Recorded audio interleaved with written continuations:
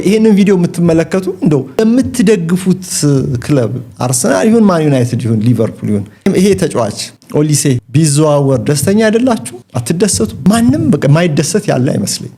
እንግዲህ እንዲህ አይነት ተጫዋች ስለምወድ ሊሆን ይችላል፣ ግን መረጃዎች ሁሉ የሚያሳዩት አሁን በዚህ ሰዓት ላይ የእርሱ ዘመን እንደሆነ ነው። በጋላክቲኮስ ረድፍ ውስጥ እንደሚሰለፉ ተጫዋቾች ቅብዝብዝ አይደለም።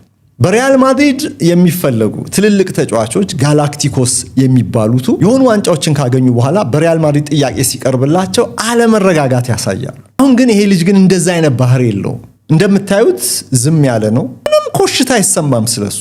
በመልበሻ ቤት ሰላም ነው። አንገቱን ደፍቶ ነው ጨዋታው ላይ ትኩረት አድርጎ የሚጫወተው። ለአንጋፎቹ የቡድኑ አባላት ልዩ ክብር ይሰጣል። ባጁን ያከብራል። ከአሰልጣኝ ጋር ይስማማል። ምንም አይነት ክፉ ነገር አይሰማበትም። ኮስታራ ፕሮፌሽናል። እድሜው 24 ነው። ባለፈው የውድድር ዘመን 38 ጨዋታዎች በአጠቃላይ ለባየር ሙኒክ 15 ጎሎችን ያስቆጠረ 27 አሲስት ያስመዘገበ አሁንም በዓለም ዋንጫ ላይ በፈረንሳይ ብሔራዊ ቡድን በመጀመሪያው ግጥሚያ በፈረንሳይ እና በሴኔጋል 2 ጎል ያስቆጠረው ኪሊያን ኤምባፔ ያለ እርሱ የፊፋ የጨዋታው ኮከብ ተብሎ የተመረጠ ነው።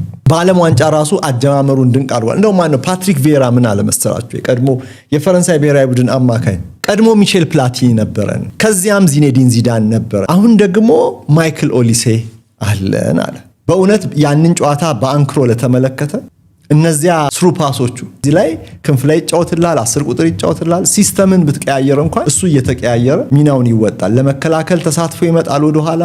ይሄ ልጅ የሚያጠቃ ነው አይከላከልም የሚባል አይነት አይደለም እና የቀረው አሁን አንድ እድል ብቻ ነው ተብሎ ነው የሚታሰብ። የተመረጠው ጋላክቲኮ ይለዋል የተመረጠው አሁን በፔሬዝ የተመረጠ እርሱ ነው ቀጣዩ ጋላክቲኮ፣ እሱ ነው የሚያስፈልገን እንዳሉ ነው ጋዜጣው ጻፉ። እንግዲህ ለሪያል ማድሪድ ኦሊሴ አረንጓዴ መብራት ካበራ ይላል ጋዜጣው፣ ግሪን ላይት ከሰጠ ያኔ ነገር ሊወሳሰብ ይችላል። ይሰጣል ወይ ነው ግን እንደዚህ አይነት ጸባይ ያለው ተጫዋች ስላልሆነ እነዛ አሲስቶቹ አንድ አሲስት ነው እርግጥ፣ ግን ደግሞ የፈጠራቸው የጎል ዕድሎች ወደ ለአሲስትነት የቀረቡ ነበሩ።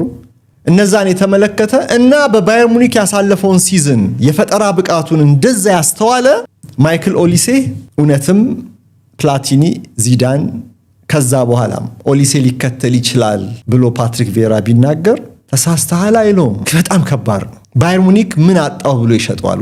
ውድ ቤተሰቦች